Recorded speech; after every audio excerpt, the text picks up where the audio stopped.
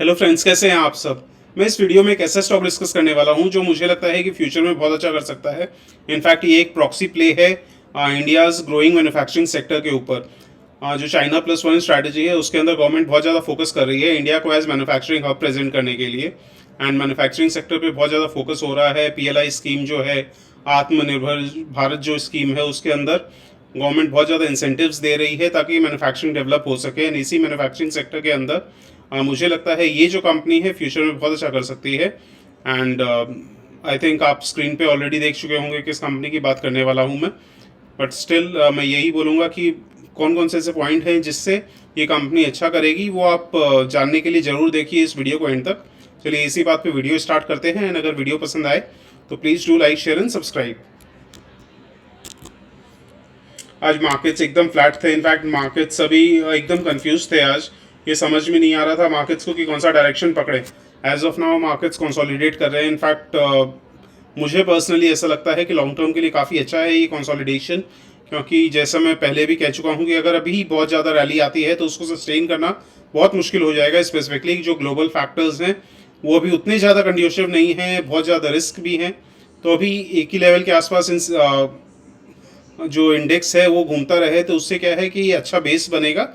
And उसके बाद अपने एक लंबी रैली के लिए तैयार हो जाएंगे। नेक्स्ट 10 ईयर्स के लिए तो ऑब्वियसली इंडियन मार्केट्स या इंडियन इकॉनमी बहुत वेल प्लेस्ड है। आई थिंक दुनिया में किसी भी कंट्री से अच्छा करेगी। बट शॉर्ट टर्म में आई थिंक ये जो कंसोलिडेशन है ये बहुत अच्छा है। बट स्टिल अगर स्मॉल कैप मिड कैप देखा जाए तो आज भी आउट परफॉर्म किए। मिड कैप 0.58% अप था, स्मॉल कैप 0.29% अप था, विक्स 0.14% डाउन हुआ है। एंड जो एडवांस डिक्लाइन रेशियो था आज एवरेज था या to some extent negative side पे था, क्योंकि 0.89 का ही था। बट एफ आई आईज ने आज 1144 करोड़ की नेट में बाइंग की है, डी आई आई 632 करोड़ की नेट में परचेजेस की है। तो ये टू सम एक्सटेंट पॉजिटिव है। बट डेटा उतना बड़ा नहीं है, ये अमाउंट इतना बड़ा नहीं है, तो बहुत ज़्यादा भी मैटर नहीं कर रहा है। उसके बाद जैसा आप देख सकते हैं एक तरह से गैप अप ओपनिंग होती है, फिर अचानक से ही जो काफ़ी ज़्यादा डाउन चला जाता है, उसके बाद एक नैरो रेंज में मार्केट कंसोलिडेट करता है। तो निफ्टी जैसा आज बोल रहा हूँ कि एकदम कंफ्यूज था, जैसे चक दे का वो लास्ट क्लाइमेक्स सीन जो है चक दे इंडिया मूवी का, जिसमें गोल ये समझ में नहीं आ रहा था शाहरुख खान को कि लेफ्ट में मारेगा या राइट में, बट या मारेगी अल्टीमेटली सेंटर में मारती है वो। तो कहीं ना कहीं निफ्टी भी आज एंड में ऐसा ही परफॉर्म किया है, ना ही ऊपर गया ना ही नीचे, बस फ्लैट बंद हुआ है। एंड डॉलर इंडेक्स अगर देखते हैं तो 110 क्रॉस हो गया है, 110.19 या 18 के आसपास है। तो ये जब तक बहुत ज़्यादा कम नहीं आता, या स्टिल अगर इस लेवल पे रुक भी जाए तो भी पॉजिटिव होगा। बट स्टिल ये एक रिस्क फैक्टर बना हुआ है, क्योंकि इससे ये डॉलर इंडेक्स जितना स्ट्रेंथन होगा उससे ये मालूम चलेगा कि रिस्क एपेटाइट कम हो रही है, तो उससे इक्विटी से आउटफ्लोज हो सकते हैं। एंड उसके बाद जो गवर्नमेंट बॉन्ड यील्ड है वो अचानक से काफ़ी ज़्यादा बढ़ गई है, 3.35% पहुँच गया है। ये अगेन थोड़ा सा नेगेटिव हो जाता है शॉर्ट टर्म के लिए। उसके बाद यूएस मार्केट्स आज काफ़ी नेगेटिव खुले थे, बट उसके बाद फिर पॉजिटिव में आ गए थे, एंड अभी फिर से थोड़े से नेगेटिव साइड पे चल रहे हैं। तो अगेन सारे मार्केट्स ही कंफ्यूज लग रहे हैं, क्योंकि रिस्क फैक्टर्स हैं। बट अगेन ऐसा दिख रहा है कि इंडिकेशंस मिलने स्टार्ट हो गए कि इन्फ्लेशन जल्दी कंट्रोल में आ सकता है। बट स्टिल अब ग्रोथ कंसर्न्स भी हैं, तो लेट्स सी। और in fact as long term investors अपने को बहुत ज़्यादा फोकस नहीं करना चाहिए इन चीज़ों पर। परफेक्टली मार्केट को टाइम करना पॉसिबल नहीं है। अच्छे स्टॉक्स में धीरे धीरे आप इन्वेस्टमेंट करके चल सकते हैं, एज लॉन्ग एज मार्केट्स बहुत ज़्यादा ओवर वैल्यूड ना हो। एंड इंडियन मार्केट्स अभी रीजनेबली वैल्यूड लगते हैं मुझे। एंड क्रूड ऑयल जो है वो 88 डॉलर्स के आसपास है, कंफर्टेबल है, कोई प्रॉब्लम नहीं है।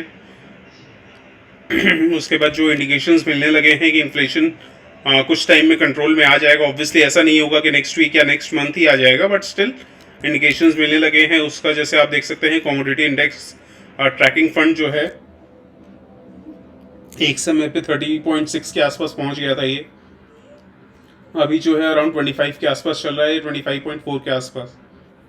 ये तो अच्छा खासा डिप देखने को मिला है, ये काफ़ी पॉजिटिव हो जाता है। ये जो कमोडिटी इंडेक्स ट्रैकिंग फंड है इसमें काफ़ी ज़्यादा कमोडिटीज़ हैं, स्पेसिफिकली अराउंड 14 कमोडिटीज़ हैं, जैसे Brent crude, gasoline, gold, soybean, corn, wheat, sugar, zinc, aluminium, copper, silver, तो इन सब से क्या हो रहा है कि ये जो इंडेक्स गिर रहा है, इससे मालूम चल रहा है कि ओवरऑल कमोडिटीज़ के दाम कम हो रहे हैं, कमोडिटीज़ के प्राइसेस कम हो रहे हैं, तो इन्फ्लेशन जो ओवरऑल है वो भी कम होंगे ही होंगे। बट हो सकता है ये जो ट्रांसफर मैकेनिज्म है इसमें थोड़ा सा टाइम लग जाए पूरे इकॉनमी में प्राइसेस कम होने के लिए। एंड अभी जैसे इंडियन SGX निफ्टी देखते हैं तो 0.36% डाउन चल रहा है। अगेन वो इंडिकेशन है कि नैरो रेंज में मार्केट्स कंसोलिडेट कर सकता है कल भी। एंड जिस कंपनी की मैं बात कर रहा हूँ, रोलेक्स रिंग्स, इसका प्राइस अर्निंग्स 5000 या 5100 करोड़ की कंपनी है ये। इसका market cap, price earnings ratio around 34 के आसपास है। Return on capital employed, return on equity 30% के आसपास है, ये काफ़ी पॉजिटिव हो जाता है।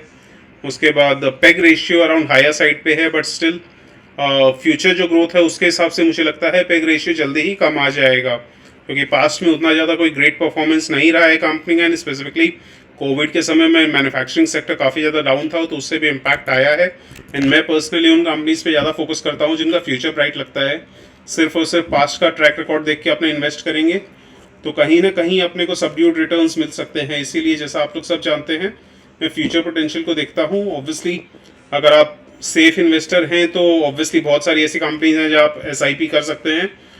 TCS है, इन्फोसिस है, एशियन पेंट्स है, टाइटन है, पीडीलाइट है, बहुत सारी ऐसी कंपनीज हैं। बट ऑब्वियसली ये सब कंपनीज में अच्छा खासा रिटर्न्स, तो बहुत ज़्यादा रिटर्न्स एक्सपेक्ट नहीं कर सकते मल्टी बैगर रिटर्न्स, बट 10-12% का आसानी से रिटर्न्स मिल जाएगा। तो सेफ इन्वेस्टर्स है तो आप उन सब कंपनीज पे फोकस कर सकते हैं।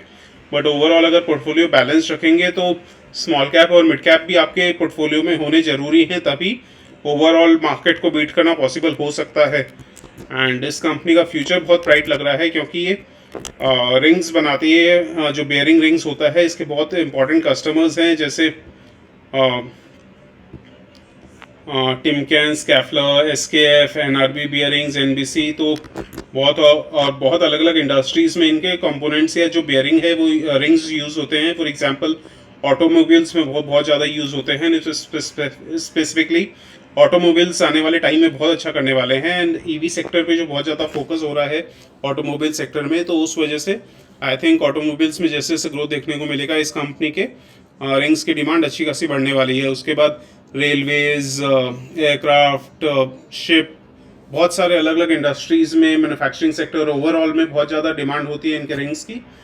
तो ये काफ़ी पॉजिटिव हो जाता है। एंड ये काफ़ी डाइवर्स रेंज ऑफ रिंग्स बनाती है। फॉर एग्जांपल इनकी जो रिंग्स होती है वो 0.01 kg से लेकर 163 kg तक के रिंग्स बनाती है। एंड डायमीटर अगर कंसिडर करें तो 25 mm से 900 mm तक के रिंग्स बनाती है। एंड 60% ऑफ रेवेन्यूज इनके बियरिंग रिंग से आते हैं, 40% रेवेन्यू ऑटोमेटिव सेगमेंट से आते हैं। एंड उसके बाद अगर प्रोमोटर होल्डिंग देखें तो कॉन्स्टेंट है 57.64 पे। FIIs की होल्डिंग थोड़ी कम हुई है अभी रिसेंट में, बट अगेन ये जो FIIs की होल्डिंग कम हुई है ये DIIs ने होल्डिंग एब्जॉर्व कर ली है, स्टेक एब्जॉर्व कर लिया है। तो DIIs ने होल्डिंग अपनी इंक्रीज़ की है एंड पब्लिक होल्डिंग कम हुई है लास्ट क्वार्टर में, तो ये पॉजिटिव हो जाता है। इनफैक्ट एक FII ही है जो जिसने अभी 580 करोड़ की सेलिंग की है रोलेक्स रिंग्स में। इस कंपनी का नाम है रिवेंडल PLLC।